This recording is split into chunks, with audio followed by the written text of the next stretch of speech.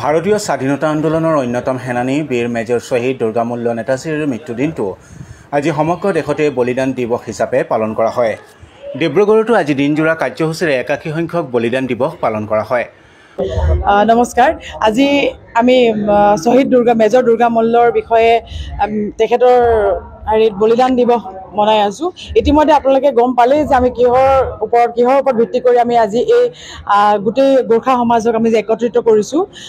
আমি আচলতে ইয়াৰ দ্বাৰা জনাব বিচাৰোঁ যে শ্বহীদ মেজৰ দুৰ্গামূল্যই আমাৰ কাৰণে যিখিনি কৰি গ'ল, আমাৰ ভাৰতৰ স্বাধীনতা সংগ্ৰামৰ কাৰণে যিখিনি কৰি গ'ল, সেইখিনি সঁচাকৈয়ে আমি মনত ৰাখিব লাগিব।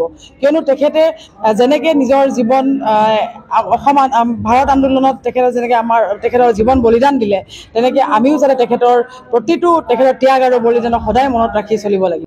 অসম গোৰ্খা সন্মিলন ডিব্ৰুগড় জিলা সমিতি, মহিলা প্ৰকোষ্ঠ জিলা সমিতিৰ উদ্যোগত তথা ডিব্ৰুগড় টাউন শাখা সমিতিৰ আতিথ্যৰ লগতে জিলা অন্তৰ্গত সকলো শাখা সমিতিৰ সহযোগত ডিব্ৰুগড় জিলা পুথিভঁৰাল প্ৰেক্ষাগৃহত অনুষ্ঠিত হয় বলিদান দিৱসৰ কাৰ্যসূচী। অনুষ্ঠানত ভাৰতৰ স্বাধীনতা সংগ্ৰামত মেজৰ দুৰ্গামূল্যৰ অৱদান সন্দৰ্ভত বিস্তৃতভাৱে আলোচনা কৰা হয়। দিৱসৰ লগত সংগতি ৰাখি 5গৰাকীকৈ বিশিষ্ট ব্যক্তিক গোৰ্খা বন্ধু সন্মান আগবঢ়োৱা হয়। আমি একাশী সংখ্যক বলিদান দিৱস পালন কৰিছোঁ। এই বলিদান দিৱস মেজৰ শ্বহীদ দুৰ্গামূল্যৰ যি 1944 চনত ব্ৰিটিছ চৰকাৰে ফাঁচীকাটাত ওলমাইছিল, তেখেতৰ মৃত্যুদিনটো আমি তেখেতৰ ত্যাগ আৰু বলিদানক লৈ কিনে সমগ্ৰ ভাৰততে বলিদান দিৱস হিচাপে পালন কৰিছোঁ। আৰু কেন্দ্ৰীয় সমিতিৰ বিভিন্ন প্ৰতিনিধিসকল আছে, জিলা সমিতিৰ প্ৰতিনিধি আছে, বিভিন্ন দল সংগঠনৰ প্ৰতিনিধিসকলে এই অনুষ্ঠানত সহযোগিতা আগবঢ়াইছে। আমি সকলোকে এই চেগতে ধন্যবাদ জনাইছোঁ আৰু ইয়াত উপস্থিত সকলো ৰাইজক ধন্যবাদ জনাইছোঁ। ডিব্ৰুগড়ৰ জ্যেষ্ঠ সাংবাদিক তথা বৃহত্তৰ ডিব্ৰুগড় প্ৰেছ ক্লাবৰ সভাপতি মঞ্জিত বৰাকৈ এই সন্মান আগবঢ়োৱা হয়। গোৰ্খা সন্মিলন ডিব্ৰুগড় জিলা সমিতিয়ে ডিব্ৰুগড় জিলা পুথিভঁৰালত আজি শ্বহীদ দুৰ্গামূল্যৰ মৃত্যুতিথি উপলক্ষে বলিদান দিৱস কাৰ্যসূচী আয়োজন কৰিছিলে। বলিদান দিৱসৰ মুকলি সভাত 5জন ব্যক্তিক গোৰ্খা বন্ধু সন্মান প্ৰদান কৰিছে। 5জন ব্যক্তি ইয়াত উপস্থিত থকা নাই। প্ৰধান তাছা ডাঙৰীয়াৰ সৈতে আমাক গোৰ্খা বন্ধু সন্মান যাচিলে।